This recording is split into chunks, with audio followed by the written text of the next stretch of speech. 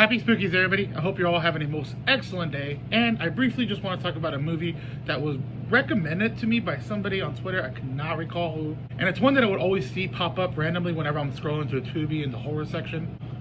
But today we're going to go ahead and talk about Flight 7500. Standing here outside your door, I hate to wake you up to say goodbye. Hi, welcome aboard. But the LAX, this is Vista Pacific 7500 Heavy. kiss me and smile for See? me. This is the captain. We're approaching a little rough air. It should be.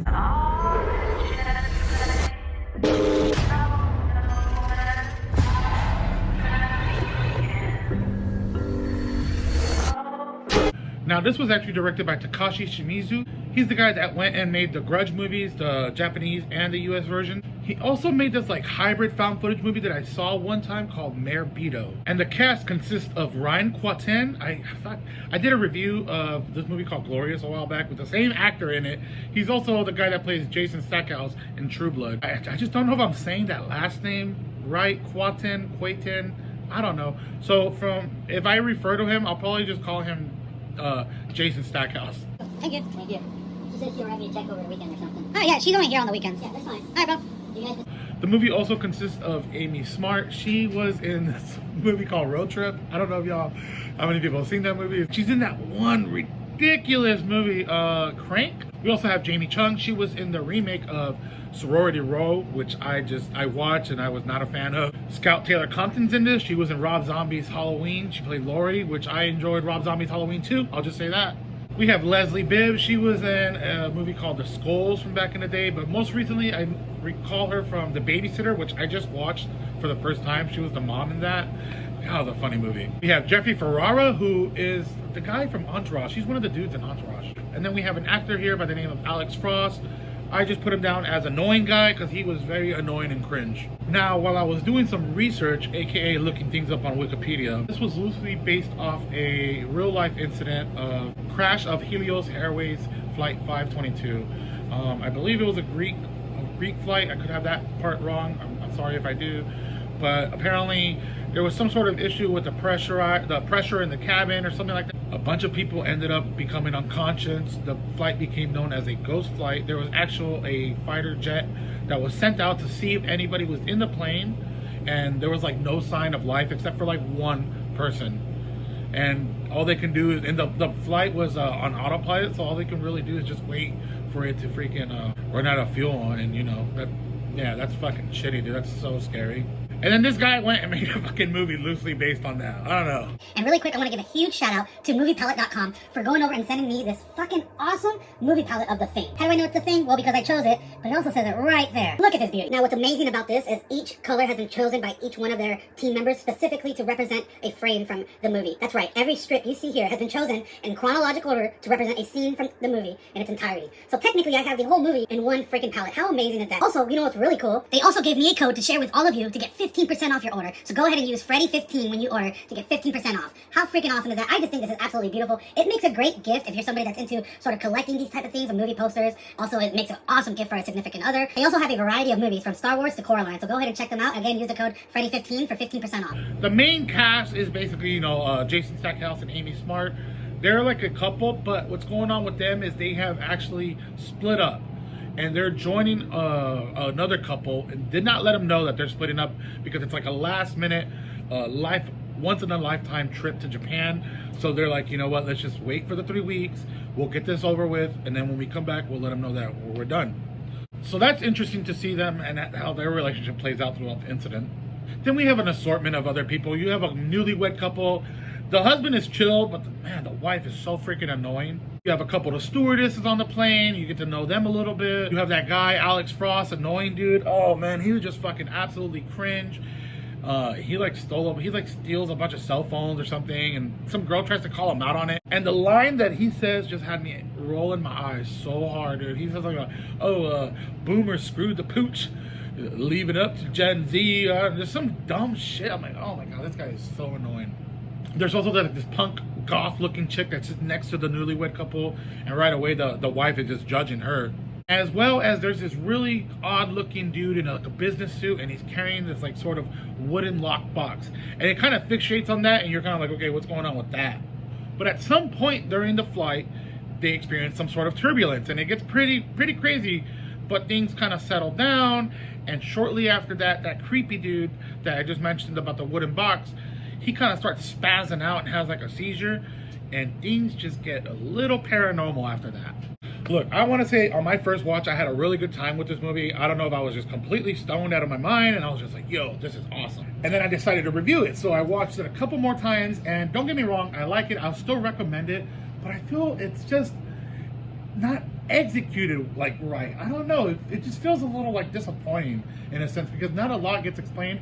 And I'm not necessarily one to be like, oh, I need you to spoon feed me things, because they do kind of give you a little explanation, but you're still there's still like questions that are left, like, okay, well, who the fuck was this person? What the fuck does this object even do? You know, things like that. I want to say the first half of this movie or so was really interesting. There's like really creepy little jump scares that they try to do, which I thought was kind of cool. There's a really neat scene where, I mean, I don't know if it's a spoiler, but some lady literally gets sucked into the flight compartments that are above the seats, and like something just grabs her and like sucks her in. That was probably one of the coolest parts, if not the coolest part of the movie. I also really enjoyed Jason Stackhouse in this. I watched Glorious. I thought he was cool. I actually want to see if he's in other movies. I know he's in Dead Silence, which is another awesome freaking movie. James Wan directed that one. Like the acting and the chemistry between him and Amy Smart were solid. I like to see what they were going through. It was rough, you know, they're going through a breakup, but they have to pretend to still like each other, love each other in front of this other couple. The newlywed couple, man, the wife was just so judgmental of everybody. I hated her so much. And I really like what was going on with the stewardess. I think her name was Leslie Bibb. She was hooking up with the captain, who is like married, and he's supposedly going to leave his wife, but you know, that's not going to happen. And honestly, I want to say that the ending is it's kind of a bummer. Like the way it ends and everything, you're like, oh shit, that's kind of fucked up. That's pretty sad. Also, it's a little predictable. You might even be able to figure out what direction it's going to end up in. With that being said, it's streaming for free on Tubi. Go ahead and check it out. Come back, because I'm about to get into spoilers.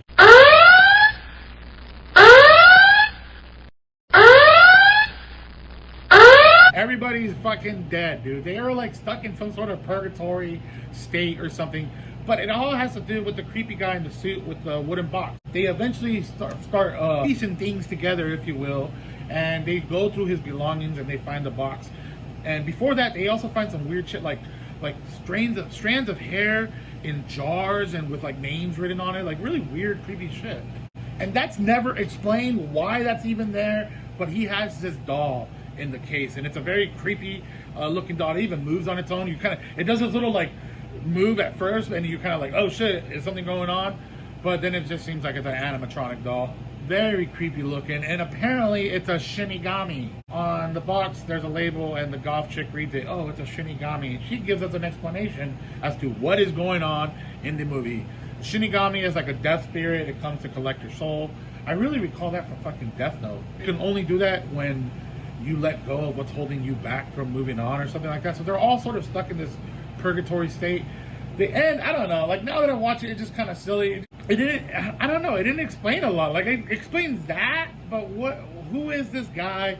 Where did he get this doll? What the hell are these strands of hair doing? Like, I need a little bit more.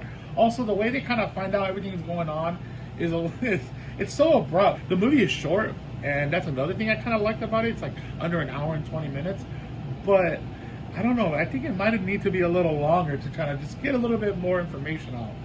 There's a part near the end when everything just comes to light, and they're walking through the airplane, and they basically see everybody, including themselves, all passed out, and it freaks them the hell out. And on the news, on the screen, it's explaining exactly what's going on. There was a mistake with the cabin pressure switch or something like that, and it caused some crazy shit to happen with a lack of oxygen. Everybody ended up passing out, and they all just died when that turbulence first hit, and everybody had to put the gas mask on.